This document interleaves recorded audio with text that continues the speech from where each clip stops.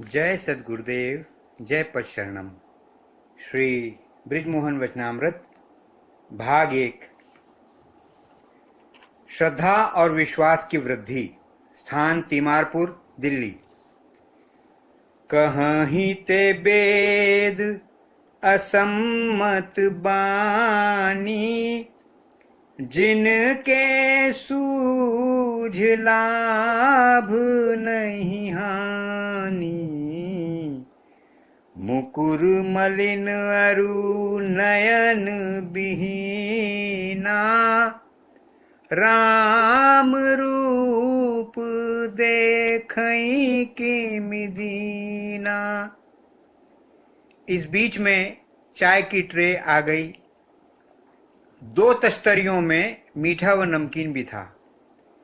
चाय बनाई गई व धीरे धीरे चाय पान आरंभ हुआ। बीच बीच में फिर बातचीत प्रारंभ हुई। आपने फरमाया, हमने लालाजी महाराज का ज़माना देखा है।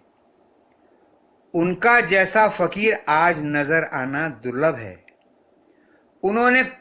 उनको कोई नहीं पहुंचा। हमारा मकान फतेहगढ़ में लालाजी महाराज के पड़ोस में था। उनकी हमारे ऊपर बड़ी कृपा थी।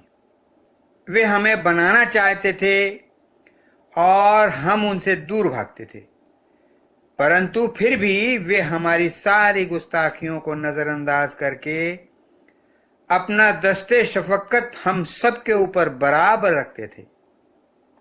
हम लोग उनको समझ न सके।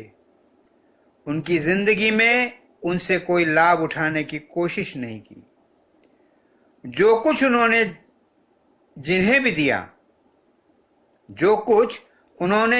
भी दिया है, सब एक तरीके पर जबरदस्ती ही दिया है। एक भाई साहब ब्रिजमोहन लाल जी ने तो जरूर अदब आदाब निभाए हैं, वो कोशिश में लगे रहे हैं। हमारा ये हाल था कि मैं लाहौर में पढ़ा करता था और मुझे ताश खेलने का बड़ा शौक था। जब घर जाता तो लालाजी महाराज मना किया करते थे कि बेटा, ताश नहीं खेलना चाहिए, यह आदत खराब है, समय का दुरुपयोग होता है। परंतु मैं न मानता और वैसे ही झूठ कह देता। मैंने ताश खेलना छोड़ दिया है। 1-2 मर्तबा तो लालाजी महाराज एक अजीब सी नज़र डालकर खामोश रह गए, परंतु लाहौर जाकर फिर हॉस्टल में ताश खेलने बैठ जाया करता था और समझता था कि लालाजी महाराज यहां थोड़े ही देखने आएंगे। जब बार बार मना करने पर भी इसकी ताश खेलने की लत न छूटी, तो एक मर्तबा जब ये छुट्टियों में घर फतेहगढ़ गया हुआ था, तो आपने कहा, हमने आपको बार बार ताश खेलने के लिए मना किया है, परंतु आप बराबर ताश खेलते हैं। नफस मन के गुलाम बने हुए हैं, इस तरफ बिल्कुल ही ख्याल नहीं करते। श्री गिरवर किशन जी ने छिपाते हुए कहा, नहीं जी, मैं तो अब बिल्कुल भी ताश नहीं खेलता। किसने आपसे कहा कि मैं ताश खेलता हूं? लालाजी महाराज ने कहा तो किसी ने नहीं। अच्छा, तुम उस दिन तारीख में अपने हॉस्टल में इस रूम नंबर में इन्हीं लड़कों के साथ खेल रहे थे अथवा नहीं? सच सच बोलो। श्री गिरवर किशन जी ने कहा, मैं ये सुनकर हक्का बक्का रह गया। लालाजी महाराज लाहौर तो गए नहीं, फिर इन्होंने तो जो भी हाल बताया है बिल्कुल ठीक है। कमरे का नंबर, साथियों के नाम, दिन व तारीख सब बिल्कुल ठीक है।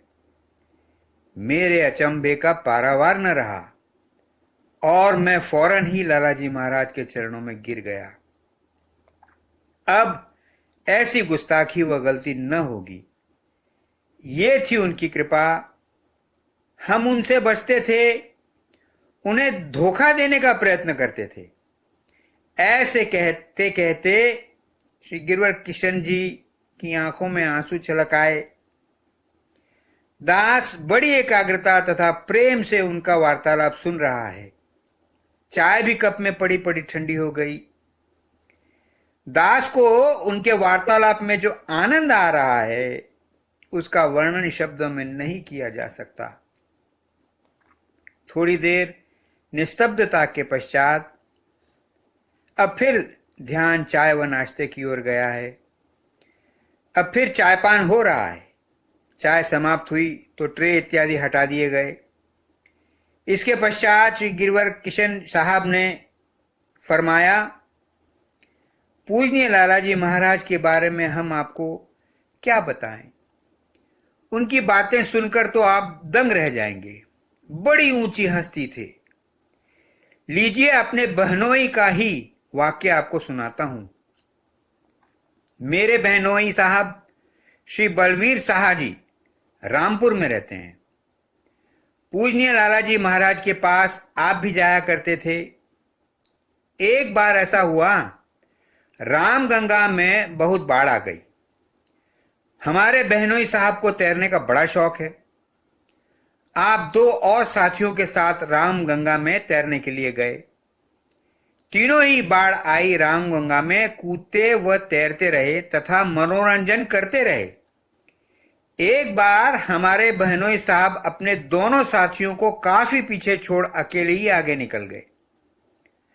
रामगंगा में भंवर बहुत पड़ती है। आगे भंवर में जाकर फंस गए। भंवर इतनी तीव्र थी कि उनको घुमाकर अंदर नदी की सतह तक ले गई और फिर ये ऊपर आए। इनके भरसक बाहर निकलने के प्रयत्न के बावजूद भी ये भंवर से बाहर न निकल सके। भंवर इन्हें नीचे नदी के धरातल तक ले जाती और फिर ऊपर सतह पर ले आती। यहां पर जो सांस मिलता ले लेते थे। इनके साथी दूर से धोती वगैरह फेंकते रहे, परंतु भंवर में जाकर निकालने की दोनों में से किसी की हिम्मत न हुई। धोती तक तो ये न पकड़ सके। 8 या 10 मिनट इनका यही हाल रहा और यह ऊपर नीचे होते रहे, जिससे सांस भी फूलने लगा तथा शरीर में भी थकान महसूस होने लगी। जब इन्हें जिंदगी का भरोसा न रहा तो ऐसे आड़े समय में भगवान की असीम दया कृपा से इन्हें परम पूजनीय लालाजी महाराज की याद आई। जब इन्हें जिंदगी का भरोसा न रहा तो ऐसे आड़े समय में भगवान की असीम दया कृपा से इन्हें परम पूजनीय लालाजी महाराज की याद आई और आंखें मीचकर इन्होंने अपने आप को यह सोचकर कि अब मरना तो है ही, क्यों न लालाजी महाराज की याद में मरा जाए, अपने आप को उनके पवित्र ध्यान में लगा दिया। ऐसा विचार कर सारे प्रयत्न छोड़कर परम पूजनीय लालाजी महाराज का ध्यान हृदय में धर मौत का इंतजार करने लगे। कहा जाता है कि इतने में ही एक लड़का जिसकी उम्र 12 या 14 वर्ष से अधिक न होगी, रामगंगा के दूसरे किनारे से दरिया में कूदा और तैरकर इस भंवर तक आया। भंवर में आकर श्री बलवीर साहा जी को धक्के लगा लगाकर भंवर से बाहर निकाला और फिर रामपुर की ओर उन्हें पकड़कर खींचकर इतने पानी में जाकर छोड़ दिया जहां से यह आशा थी कि इनके साथी इन्हें बाहर निकाल लेंगे। इसके पश्चात यह दिव्य साहसी लड़का रामगंगा के उसी किनारे पर जहां से आया था चला गया और जंगल में ओझल हो गया। अब तो कुछ मुश्किल न था। उनके साथी उन्हें किनारे पर ले आए और उनके पेट वगैरह से में जो पानी भर गया था उल्टा कर निकाला। जब होश में आए तो फिर उस लड़के की ढूंढ शुरू हुई जिसने यह हिम्मत का काम किया था। बहुत इधर उधर रामगंगा पार के गांवों में मालूमात की गई, परंतु उस लड़के का कुछ पता न चला। श्री बलवीर साहा जी दूसरा जन्म पा घर पहुंचे और गुरुदेव तथा भगवान का बड़ा शुक्रिया अदा किया। अगले रोज प्रातःकाल ही उन्हें फतेहगढ़ से तार मिला जिसमें लिखा था, wire your welfare immediately Ramchandra. अपनी कुशलता का तार शीघ्र दें रामचंद्र। ये तार पाकर बाबा बलबीर शाह जी चौंक ही तो पड़े, परंतु उनकी समझ में भेद कुछ आया नहीं। अब उधर फतेहगढ़ का हाल सुनिए। इस दिन जिस रोज यह वाकया गुजरा, परम पूज्य लालाजी महाराज सायंकाल के समय बाहर से सत्संगी भाइयों के आए हुए पत्र डॉक्टर श्री कृष्ण जी साहब, हमारे भाई साहब जी, से पढ़वा रहे थे। हमारे भाई साहब उन दिनों परम पूज्य लालाजी महाराज के पास फतेहगढ़ में ही थे। लगभग 5 बजे एक पत्र बिल्कुल बीच में ही छोड़कर आप एकाएक ऊपर मकान की छत पर गए और छत पर बड़े ध्यानावेश में इधर उधर मस्ती में घूमते रहे। उन्हें इतना ध्यानावेश हो रहा था कि पसीना उनके बदन से चूने लगा। भाई साहब यानी डॉक्टर श्री कृष्ण जी यह देखकर बड़े हैरान हुए, परंतु कह क्या सकते थे। आप लगभग 1 घंटे बाद नीचे उतरे तो आते ही भाई साहब से कहा कि बलबीर साहब को रामपुर तार दे दो, वायर योर वेलफेयर इमीडिएटली।